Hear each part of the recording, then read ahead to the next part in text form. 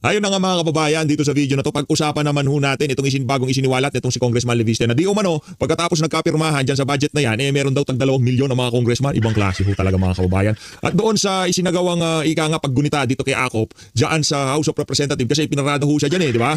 Ngayon, naiyak daw ho itong si Barbers, wala namang problema Brad kung gusto mo nang sumama sa kanya.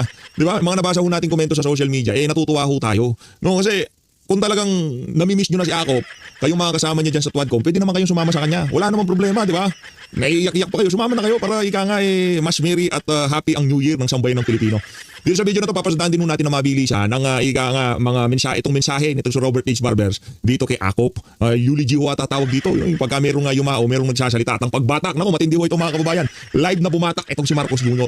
Dito sa video na to, ipapakita ko sa inyo kung anong binatak niya. Ibang klase ho talaga itong si mama na to. Pero bago wala lang yan sa like at sa subscribe. Masaya na ho tayo dyan sa mga gusto sumali sa ating community, yung join button nandyan lang sa baba. Yun na nga mga kababayan, umpisahan ho natin ang ating talakayan. Siyempre sa pagbatak nitong si Marcos Jr. Ibang klase ho, matindi ho talagang bumatak. Ito. Viral ho ngayon itong video na to ni Marcos Jr. na kung saan bumabatak ho siya. Grabe ho, galing niya bumatak ho. Yun naman pala. Binabatak ko niya yung patawat ng Pilipinas. Yan, kayo pasalu-saludo mo, fire political test ka, Brad. Ang pasalu-saludo dyan. Ako na. Ngayon naman mga kababayan, dahil tapos na bumatak itong si Marcos Jr., dumako ho tayo dito kay Congressman Leviste na kung saan sigurado marami sa ating mga kababayan ay magugulantang sa kanyang mga bagong isisiwalat dito sa video na to. Heto mga kababayan, ngayong mga panahon na to ginigibaho ng nitong si Anticlair, nagtulong-tulong ho yung mga taga Malacanang para gibayin itong si Congressman Leviste. Kaya naman tayong mga naghahanap ng katotohanan diyan sa mga nangyayaring kabalbalan sa budget, tayo naman talagang suportado ho natin ang bawat galaw nitong si Congressman Leviste. Kung sang ayon ho kayo at sinusuportahan niyo ho ang mga ginagawa nitong si Congressman Leviste, i-share nyo na ho itong video na to para mas maraming makapanood kung gaano kahusay itong bata na to. Brad, alam mo, kung ako sa'yo, pinayuan mong nanay mo, dapat hindi niya pinirmahan. Kung alam mo pala na marami din kapalpakan dito sa 2026 budget, dapat sinabihan mo yung nanay mo. Ang problema dito, ikaw, banat ka ng banat, pero yung nanay mo, ika nga pumirma siya sa budget. Di ba? Dapat sana synchronize kayong mag-ina di ba? Ikaw banat ka ng banat, yung nanay mo naman talagang puring-puri siya doon sa pinagagawan lang kapalpakan dyan sa Vice Cam. Ito, rito tayo dito kay Congressman Lian Leviste. Okay? Kung hindi po ako nagkakamali, sir, meron 2 million pesos cash na pwedeng i-pick up ng mga congressman ngayong linggong ito. Diba, ayos? At baka yung iba, mas mataas, baka yung iba, for whatever reason, hindi binibigyan. Hindi ko po alam kasi hindi ko po kinukuha yung akin. Ibig sabihin, inalok din siya. 2 milyon ho mga kababayan, ibang klase, no? Noong bang Pasko, Congressman Lian, magkano ba ang pinamudmud dyan sa yung mga bonus dyan sa House of Representatives? Mantakin nyo ho mga kababayan, magbabagong taon lang, tag 2 milyon kada congressman. Palakpakan. Habang yung sambayan ng Pilipino, di ho natin malaman kung saan natin kukunin ang ating pangmimedyanotse. Diba? Sa kanila ho, tag 2 milyon kada congressman. Ganyan ho sila katindi. Ngayon, pagka sa mga susunod na panahon, nagpatuloy lang ho itong mga ganitong klaseng kalakaran. Huwag ho tayong umasa na magkakaroon ng tunay na pagbabago dito sa bansa na to. Pero mabuti po na malaman ng publiko, may ganitong klaseng mga bonus na nagkataon ay halos kasabay ng Ibang klase yung mga kababayan natin, yung 13th month, pagka umabot ang Disyembre, talagang yan ang pinaghahandaan. Ito ho, iba ho yung kanilang 13th month, iba ho yung kanilang pang Noche Buena at iba ho yung pang Medianoche nila. 2 milyon mga kababayan. Pagkatapos nagkapirmahan dyan sa 2026 budget, hindi pa lumalabas ang budget, meron na hong pauna, pa SOP dyan sa approval ng budget. Noong October din, dagdagan ko po, may 1.5 million pesos na ibinigay sa araw ng pagboto para sa budget. At buwan-buwan, meron pong mahigit kumulang 1 million pesos per member. Ang lumalabas po, ang 1 million pesos per member, palakpakan mga kababayan. Kaya hindi mo nila pinapansin yung kanilang mga sweldo di ba? Itong mga congressman, 1 million pesos kada buwan. Paano sila magagalit kay Marcos Jr.? Malaki pa ho ang sweldo nila sa presidente. Buwan-buwan, 1 milyon kada member. Ang isang representante ay may 20 million pesos of MOO. Pinaiyak nyo kasi. Pinaiyak nyo kasi si Congressman Lian Huwag niyong paiyakin kasi si Congressman Leviste. Yan tuloy. Gusto ko yung mga sasabihin niya dito sa mga susunod na kataga dito. Kaya babalik ko to ng konti. Okay? Ulitin natin, game. Representante ay may 20 million pesos of MOOE at sweldo kada taon. Times 20 million. Kada taon na MOOE, palakpakan. Pagka yung kabit ni Congressman, binigyan ng 2 milyon, walang problema yan. Di ba? Walang problema yan. Pagka yung mga Viva Max artists, yung mga Viva Max chicks nila, pinaparada dyan sa opisina nitong si Congressman at binigay MOOE, walang problema yan. Bakit? Wala naman hong resibo yun. Diba? Liquidation by certification yun. Wala hong pagka sa COA, pagka sinertipikahan ni Congressman A na yung mga babae dyan sa Viva Max ay pinaparada sa kanyang opisina. Pagka sinertipikahan niya yan na yung mga perang pinambayad dun sa mga babae na yun, hindi wala dun sa certificate. Ilinagay ho, pinambili ng mga pinambayad ng consultant fee. Wala na magagawa ang COA dyan. Kasi yun ho ang polisiya nila dyan. Hindi pa ho ba natin babaguhin yung sistema na yan?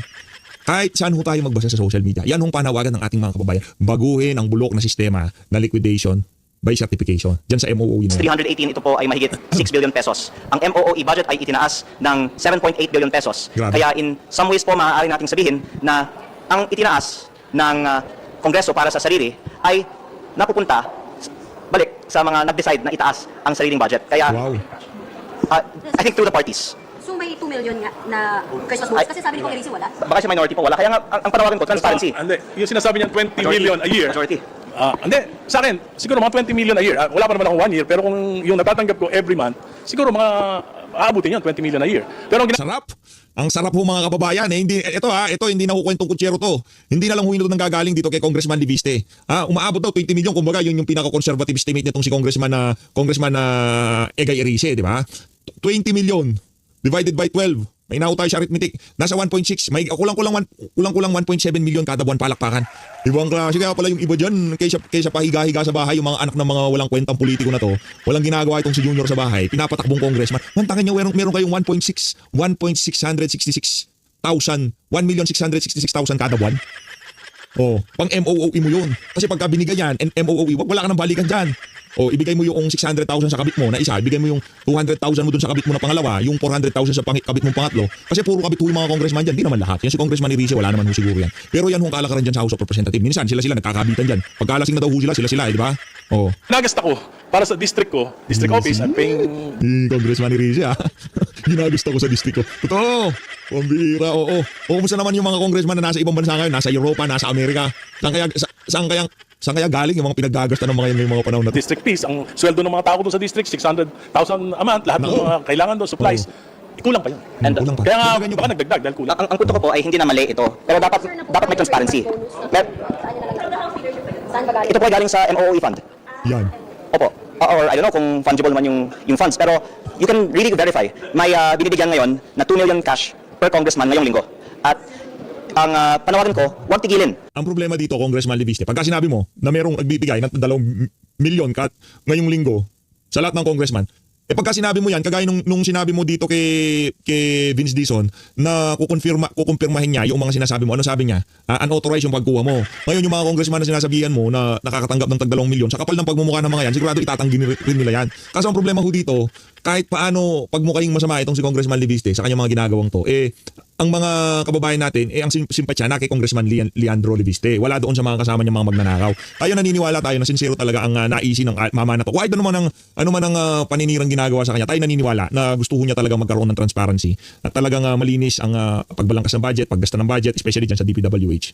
Necessarily ang mga practice na ito, pero maging transparent tayo sa publiko. Lalong-lalo na, dahil ito po ang main point ko, hindi yung use nito, pero yung proseso. Ang panawagan ko, idebate natin lahat ng mga budget, lalo na yung mga ini-increase ng budget, dahil ang Kongreso ay nagtaas ng sariling budget ng 10.5 billion pesos na walang debate. At ayaw ko pong sabihin, Walang debate. Sino makikipagdebate? Budget ho nila yan. Yan ang problema ho natin dyan. Matagal ng question yung budget nila dyan. Sinong kukwestiyon sa budget ng mga congressman? Kung sila ang ika nga dumidebate sa budget ng iba't ibang ahensya ng pamahalaan. Di ba walang check and balance?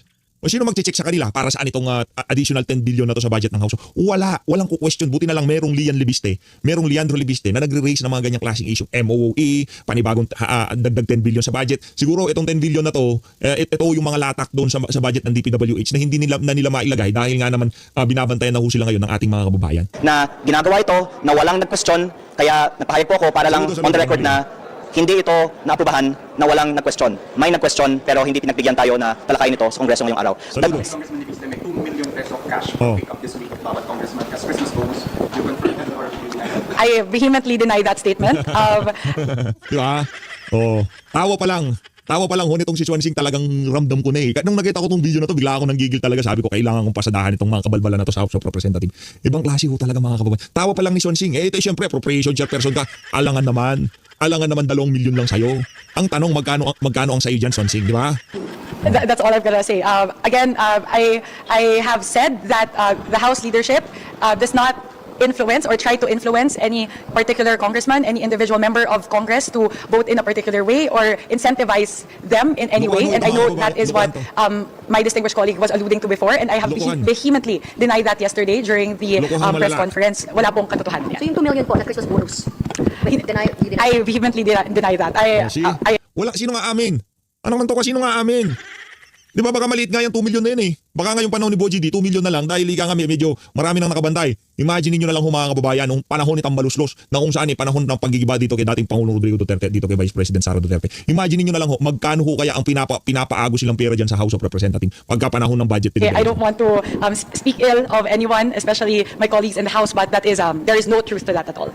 Pero ma'am, merong parang MOE. Ibang klase ho talaga mga kababayan. Ang kapal ng mukha. Wala pong ganun. The MOE of the House is purely for the operations of the House. Wow. And that's all I can say about that. Wala nga naman kumita si Saldi ko. Etong si Swansing hindi kikita. Di ba, Congressman Lian? Pambira. Wala nga naman kumita si Saldi, si Swansing hindi. Ngayon, dumako na ho tayo. Para doon sa mga gustong sumama dito kay Akop, yung mga nag-eulogy ba tawag dito, yung nagsasalita-salita pagka dito sa burol nitong si Akop. Sige na, sama na kayo. Wala nang problema sa amin yan. Di ba? Punta tayo dito, game. Palakpakan yung mga unggoy. Eulogy by the Honorable Robert A. S. Barbers, former representative of the 2nd Legislative District of Surigao del Norte in the 11th, 12th, 13th, 17th, and 19th Congresses. Mag-eulogy ho si Sa ating Ako speaker. pag ako mag-eulogy dyan, siguro sasabihin ko lang, sumalangit nawa ang isa sa pinakabastos na congressman na kung saan walang ginawa kung hindi magpakaaso kay Marcos Jr. at Martin Romualdez. Diba? So matahimik sana. Diba? Sa kabilang buhay, itong si Akop na kung saan noong nagdaang kongreso, walang ginawa kundi magpakasasa, di ba, dyan sa Tradcom at sa mga MOOing ibinibigay sa kanya ni Tambaluslos, di ba? Sa ating pong mga membro ng mababang kapulungan. Sa lahat po na nagmamahal kay... Oy, ako pa. Oy, Barbers, hindi pa tayo nag-uumpisa. Nanginginig-nginig na yung boses mo. Ayoko yung ganyan. Ang arte mo naman. Walang ganoon. Congressman Romeo Acop na nasasakupan niya sa ikalawang distrito ng Antipolo. Lahat po ng kaibigan, mga mahal sa buhay. Magandang umaga po sa ating lahat. I tried as much as possible to deliver a eulogy for a good friend without actually reading my notes. But last night, I found it very hard to start even the first sentence of this eulogy. Saka bakit ganito? Di ba bakit abo na lang itong si Akop? Bakit na siya dyan? Dapat hindi siya abo. Pambira. Yan ang sinasabi ho natin. Yan ang sinasabi natin para doon sa mga Talyanis natin sa Imada, sa mga Dilawan at Tinklawan, na kesyo ito daw si dating Pangulong Rodrigo Duterte, hindi na makakauwi ng buhay sa Pilipinas. Ang problema dito, yung sinasabihan nyo, yung kasama nyo, pinuprotektahan nyo, pinagtatanggol nyo, ayan, tignan nyo ngayon. Ayan siya oh. Kaya wag ko kayong magsalita ng masama sa inyong mga kapwa. Diba? Hindi naman tayo nagsasalita kay Akop. Ano bang realidad dito? Di ba kasi nungalingan ba pagka sinabi ko na nagpakaaso siya dito kay Martin Romualdez? Hindi naman. Yun ang katotohanan. At yun talaga ang naging papel niya dyan sa House of Representatives nung nagdaang kongreso. Yun ay katotohanan. Pag ba sinabi nating walang ginawa itong si Akop kung hindi hiyain yung mga resource person na pinapatawag niya, talagang pinagduduldulan niya na isa siyang dating opisyal ng PNP at abogado siya? Sinungaling ba yun? Hindi. Katotohanan yun. Kasi sinungalingan ba pagka sinabi natin na mas marami ang natuwa pero hindi tayo natutuwa dyan. Diba? Kung oras na niya pero ika nga maraming galit dyan sa mama na yan. Karamihan ng mga taga-social media, yung mga kababayan natin galit dyan sa mama na yan, pero meron din naman ng pamilya yan na nagmamahal sa kanya. Kaya yung para sabihin natin na bagay sa kanya, hindi natin gagawin yun. Pero yung mga kababayan natin sa social media, yun ang sentimiento nila. At kung etong si Congressman Robert H. Barbers, gusto nyo sumama, nasa sa kanya hulon. Hindi natin siya pipigilan dyan, di ba? Malapit po ako kay Kong Romy at dahil po dyan, gusto ko po sanang isulat lahat ng gusto kong sabihin at pwede ko kong sabihin even for the last time para sa aking isang kaibigan. We are gathered here today with heavy hearts to honor the life of someone who was not only a dependable colleague that we respected, but a true friend that we genuinely cared for. Kong Romy, welcome back to the House of Representatives. Wow. My dear friend, my dear colleague, my mentor. Kaya pala parang ka rin parang napakabalasubas mo sa mga hearing, ang mentor mo pala itong si Romeo Acop Ngayon, hindi na ako nagtataka kung sa mga susunod na sa bagay, di ka naman abogado, kaya yung karakas nitong si Romeo Acop, hindi mo talaga makuha. Romeo Acop. I had a brief encounter with Kong Romy. In fact, nagkasama kami sa dalawang kongreso. And in those two congresses that we were together, during the 19th Congress, when I was the chairman of the Committee on Dangerous Drugs, si Kong Romy was my vice chair. He was my able wingman, and he made my job as a chairman of this committee a lot easier. In the controversial investigations in aid of legislation that we undertook involving billions upon billions in shabu smuggling, particularly the metal cylinders and magnetic lifters. Kong Romy was a dependent Na kung saan gusto rin i-connecta sa mga Duterte kaso flap. Diba? Flap. Oh, ngayon, kung yan lang ibibida mo sa bagay, yung Quadcom, napakalaki sampal sa pagmumuha ng House of Representative yun eh. Hindi mo pwedeng ibida yun, Brad. Di ba? Kaya ang ibibida mo na lang yung ginawa nyo na yun na kung saan wala namang bumili. Walang bitaw. Di ba? Walang dating, walang kadating-dating sa ating mga kababayan. force, being a veteran police investigator and a lawyer. His incisive analysis and scathing questioning inevitably brought out the truth in those inquiries. He always had the leads, the intelligence information, and the tips. He would just keep quiet and observe. Then, when it was his turn to grill the resource persons, the brilliant lawyer in him takes over and elicit just the needed information. Brilliant lawyer, nung nakatapat niya si dating Pangulong Rodrigo Duterte, tiklop siya eh. No? Yung tipong, nung kaharap niya itong si Bibi Sara, nasa uplak siya, kaharap siya. Pagka-vlogger siguro, nagiging brilliant lawyer siya. Hindi, sa bagay, hindi rin eh. Nasusupalpal din ho siya, di ba? Kay Attorney Trixie Cruz Angeles, nasupalpal din ho yung Romeo Acop na yan eh. He was cool. He was deliberate, fair, but firm demeanor. That was Kong Romy. He was also calculating, unflinching, and fearless. I consider myself lucky having spent time with him for these past 2 Congresses. I learned a lot from him. The strategy, the patience, the coldness, and the brilliant timings when questions are being asked. It was during the last Congress, the 19th Congress, when we worked together in the now historic Quad Committee, where 4 top committees were banded together to look into, in aid of legislation, alleged commission of heinous crimes by high government officials, more particularly drug smuggling and distribution, protection of drug lords, the extrajudicial killings, the proliferation of illegal pogos that serve as vehicles in committing more crimes, the accommodation of Chinese. Hoy, hanggang sa eulogy ba naman eh, puro kabalbalan pa rin sasabihin mo? Walang nga ka, yung pagkukonekta sa Pogo Money doon sa War on Drugs, hindi nyo pa rin maikonekta mapahanggang sa ngayong mga panahon na to, tapos yan ang ibibida mo sa eulogy mo. Mahiya ka naman. Pambihira mo. Konting respeto sa patay. Diba? Konting respeto sa patay. Hindi natutuwa si ako sa mga binibida mo na yan. Robert H. Barbers, walang nga ka. Sabihan mo naman kami dito ng facts, hindi yung proliferation. Dinadaan nyo kami dyan sa mga English nyo eh. Okay lang sana kung hindi namin napanood yung mga kabalbalan nyo sa Quadcom eh. Diba? Nationals who were given fake documentations by complicit government agencies and officials, enabling them to perpetuate their criminal activities and enterprise in this country. Of the 4 committees assembled to form the Quad Committee, Kong Romy was providentially the only member who was vice chairman in all of the 4 committees. Thus, it became unanimous that all chairmen chose him to be the overall vice chair of this Quad Committee. During this time, the House of Representatives enjoyed the highest trust ratings as reflected in the tally sheets of the respectable survey firms that conducted their survey. Sino? Yung survey firm na konektado kay Martin Romualdez? Yung ba yun? Yun yung ba ibibida nyo sa amin? Na mataas ang trust at approval rating nyo? Sa sambayan ng Pilipino nung panahon tumatrabaho kayo dyan sa walang kwentang Quadcom na yan? Di ba? Ang problema dito, yung mga survey firm na, ngayon kayo bakit ngayon wala na survey? Anyari? Ba't wala na survey? Surveys. The credibility and integrity of the members who participated in those inquiries carried not Integrity daw at credibility. Nung namatay si Acop, pinagtatawanan sa social media, palakpakan. Ibang klase. Di ba? Ganyan ho tayo lokohin itong mga itong mga congressman na to. Ngayon kung kayo baguhin sa social media at first time yung marinig itong kabalbalan na to ni Ace Barbers, talagang medyo mapapaniwala kayo. Pero kung kayo napanood yung mga kalokohan itong mga mama na to, sigurado hindi ko kayo maliligaw nitong si Kwentong Barbero. only the Quadcom, but the whole House of Representatives in winning the trust of the people. Wow. Kong Romy was a pillar of the Quadcom. His turn to display his usual fair and firm demeanor and brilliance was a much-awaited portion in the entire proceedings. Fearless but objective, respectful yet uncompromising, always open to ideas to find the truth, sometimes fatherly soft, sometimes fatherly strict. He studied every detail, every word uttered, and reserved his judgment to himself. To sum it all up, Kong Romy is a complete legislator. Wow. He actively took part in the committee hearings. He thoroughly studied the resulting legislations and actively participated to have them all passed. Truly honorable. The fact that he was unopposed in his district meant that he served his constituents well.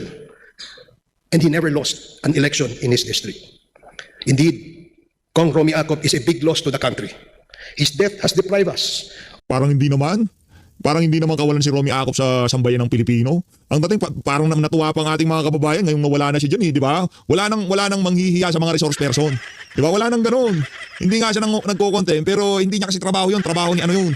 Trabaho ni Karapali Walhati yun, ni Paduano, di ba? Pero yan, behind the scene, pag naka-recess o naka-break o naka-suspend ang hearing, silang dalawa nag-uusap-usap na. Nagsishake hands pa nga silang dalawa ni Franz, di ba?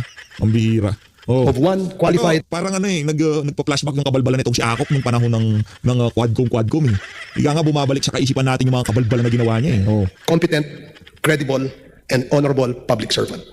His accomplishments speak for themselves and will stand the test of time. Yan. As to his bashers, Yak ka na. I say, good luck to you. Yan. You will get nowhere near the larger-than-life brand of public service and accomplishments of Kong Romy Akop. Yan. With your gutter language, you have doomed yourselves. Allow me to take this Alam mo sinong doom? Yung amo mo si Martin Romualdez, hanggang sa ngayong mga panahon na to, hindi pa rin niya nasasagot yung mali-malitang pera na inaakusang idinideliver sa kanya. Alam mo sinong doom? Yung mga miyembro ng Quadcom na ngayong mga panahon na to, hindi na manalo-nalo sa pagdating sa politika. Kayo ang doom kasi binabalikan na kayo ng sambayan ng Pilipino. Ngayon kung sinasabi mo doom yung ating mga kababayan na nakita yung kababuyan nitong si Akop noong nagdaang kongreso at ngayon binabati ko siya, binabalik yung mga kabalbalan niya. Huwag kang mag-alala, deja vu lang yan. At least ngayon pa lang alam mo na kung ano sasapitin mo kung sakali. Knock on wood, ha? Huwag naman sana. Di kita pinagnanasanan kung ano pa mang kasakitan o kung ano man, di ba? Knock on wood. Kung anong nararanas ni Akop na yan, huwag kang mag-alala, Brad. Ha? Pinapauna ko na sa'yo, 10 times ang sasapitin ng isang Robert H. Barbers sa sambayan ng Pilipino. Walang kwenta yung nangyayari na yan kay Akop. Hindi makakalimutan na sambayan ng Pilipino ang pagiging kups mo, tandaan mo yan. his opportunity to defend my friend against those who Depend see lang ng depend. his death as punishment for his alleged sins. My friends, as we all know, it is the will of our Creator that we shall all die. Regardless whether we are sinners or saints. Only Jesus conquered the death. Death for He is God. Nasa ating kultura na hindi dapat natin inaalipusta o niyuyurakan ang alaala ng isang yumao. Teka lang. Yung ordinaryong Pilipino at walang halong politika, anak ng toka, ibig sabihin, yung German na gumawa ng napakaraming kabalintunahan sa mundo, dapat sa pagkagurgur ng mama na yon, hindi na natin inaalipusta ang kanyang pagkasawi, ang kanyang pagiging tao. Hindi ganun yon, Robert H. Barbers. Tandaan nyo, kayo ay mga public servant. Kayo ay mga public figure. Pag kayo ay nagurgur, kung ano mang nangyari sa inyo, kung ano man nasabihin ng sambayan ng Pilipino base sa nakita nila sa inyong pagtatrabaho, hindi wag kayong hanggang sa pagkakagurgur ba naman, mga balat sibuyas kayo, anak ng tokwa, wala talagang pagbabago itong mga siraulo na to. Sa totoo lang, nakakagigil. Huwag kayong balat sibuyas. Kung gumawa kayo ng kabalbalan, pagka kayo ay nagurgur at babalik sa inyo yan, huwag kayong mag-iiyakan. Problema, nag-iiyakan kayo eh. Oh. Kahit na ano pa siya sa paningin natin. Ang ganong katangian ay pagpapakita ng isang magandang pag-uugali ng isang respektableng Pilipino. Kabilin-bilinan nga ng ating mga matatanda. Yan. Na kung wala ka rin lang magandang sasabihin, mas mabuti pang huwag ka na lang magsalita. Ang tanong, ba't nagsasalita ka? Uy, ba't nagsasalita ka? Kung wala ka rin lang palang magandang sasabihin, ba't binubuka mo pa bunga mo? Ako kasi marami akong magandang sinasabi dito. Una sa lahat, riniribat ko mga kabalbalan mo. Pangalawa, pinapakita ko dito yung mga anggulo na pilit pinagtatakpan ng mainstream media. Kaya kung alin ba ang mas importante dito, yung pagsasalita mo, ang pagsasalita ko, mas importante pagsasalita ko. Kasi lahat ng sinasabi mo na yan, sa eulogy mo na yan, ika nga pampalubag loob dun sa mga naulila o naiwang mahal sa buhay nitong si Akop. Pero sa sambayan ng Pilipino, walang laman yan. Lahat ang walang laman. Ika nga, ingay lang. Pero ang sinasabi natin dito, masakit kasi totoo. Yun ang problema. The truth hurts. Diba? Yun talagang problema dito. Kaya kayo nasasaktan kasi alam nyo na talagang nagpakaaso kayo kay Martin Romualdez. Tama, mali? Lalo na siguro kung ang mga sinasabi ninyo ay puro haka-haka lamang at walang matibay na basihan. Yun. Napapahiya po ang ating mga magulang na parang hindi tayo napalaki ng maayos at tama. Sa lahat po ng sumisira ng alaala ni Kong Romy. Ano pa ba sisirain? Sira ang pangalan ni Romeo Akop mula nung nag-epal siya dyan sa Quadcom. Ikaw, Barbers, langya ka hanggang ngayon ba naman? Kwentong barbero parang ibibida. Langya. Isa lamang po ang masasabi ko. Oh, sabihin mo na. Maya. Hindi po tama ang inyong ginagawa. Hindi Kailanman, po. Brad? Kailanman freedom of expression to. Kailanman yung pag-criticize sa isang public servant, hindi ikaw ang makakapagsabi kung tama o mali. Ayan ang problema sa inyo. Hanggang ngayon ba naman yung kalakaran nyo sa Quadcom, hanggang ngayon, hanggang sa huling sandali nitong si Akop, dala-dala mo pa rin. Di ka ba nahihiyanan? Bukas, sa susunod na video, yung kay Bulol naman ang ating papasadahan. Yung kay Fernandez, yung kay Fernandez naman ang aking yung eulogy niya naman dito kay Akop ang ating sasalansanin. Po, maka-Pilipino ang inyong ginagawa. Sakit And na. as you continue to cross, Iyak na, Brad. or as you continue crossing the bounds of decency, you have revealed your true selves. Yan. In judging Kong Akop, Hindi. you have allowed yourself Hindi, judging, ginawa niya na ngayon, pinag-uusapan lang natin. Tapos, siya na nga ang nag-coops, nag-epal, nagwalang niya sa mga resource person dyan. Tapos, ngayon kinikriticize siya pa ngayong kawawa. Palakpakan ho natin. Ibang klase ho talaga yung reasoning ng mga ibang congressman. Diba, palakpakan natin kasi Congress. Noong panahon na pinapahiya niya yung mga vlogger dyan sa House of Representative, talagang sigang-siga dati nga ni ako. Gusto niyo bang balikan natin? Kung paano niya pinahiya-pahiya yung mga resource person, yung mga vlogger dyan sa House of Representative. Anak ng Petrang Garabata. Siguro, ang pakiramdam niya ho siguro ng mga panahon na yun, walang hangganan ng buhay niya. to be judged. Oh. You speak evil as if you are holy. No. Walang nagsasabing holy dito, Brad. Walang nagsasabi. Hindi ko sinasabing holy ako, banal ako, kung ano pa man. Wala akong nagawang kamalian. Pero isa lang sinisigurado ko dito. Hindi ako nagpapakaaso sa mga politiko na nagnanakaw sa kaban ng sambayan ng Pilipino. Yun ang sigurado ko sa'yo. Di ba? Yun ang sigurado ko sa'yo. Robert Ace Barbers. Walang nagkiklaim ng isa man sa mga nang criticize ngayong mga panahon na to dito kay Romeo Acop. Walang isa na nagkiklaim na santo sila o santa sila o hindi sila nakagawa ng kasalanan sa talang buhay nila. Ang sinasabi lang namin dito, kaya siya kinikriticize kasi nagpakaaso at matindi ang pagiging coops niya ng nagdang House of Representative, nagdang Congress. Death is the great leveler. It is the last step towards our ultimate destination, either eternal happiness in heaven, in the company of our Lord, or be declared in contempt to suffer eternal damnation in hell in the company of him who was damned. Kong Romy, my friend,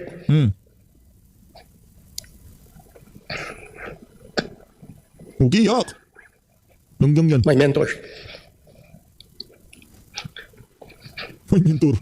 Sama ka rest na. now and enjoy Punta ka na doon. your eternal happiness in the company of our Lord in heaven. To the family, rejoice that Kong Romy is now in the warm embrace of our Creator. I offer my deepest sympathies and condolences to the Acop family. Sa lahat po na nagmamahal kay Kong Romy, kasama na rin po kaming mga kasamahan. Nanahimik ka nga, baduy mo. Ito ang problema dito. Mga kababayan natin, na kung may criticize dito kay Acop, dyan sa nangyari na yun sa kanya, hindi ho inimbitahan sa Twadcom. Hindi ho inimbitahan bilang vlogger. Hindi ho kinwestiyon nitong si Acop nung nabubuhay pa siya sa mga hearing na kinakandak dyan sa House of Representatives. Ang tanong, bakit galit sila? Doon kayo mapaisip. Bakit pati yung mga ordinaryong Pilipino, galit dyan sa Acop na yan? Yun na lang. Bago ka matulog ngayong gabi na to dahil para kang baklita na paiyak-iyak dyan, isipin mo, ba't galit sa inyo ang sambayan ng Pilipino? Huwag niyong tignan yung survey na pagmamayari ng amo niyong si Martin Romualdez na mataas ang trust rating, approval rating ng House of Representatives. Kung gayon pala, bakit walang umiiyak na netizen sa pagkakagurgur na yan nitong si Romeo Acop? So Luis, maraming salamat to. Napasadahan ko rin itong si H. Barbers.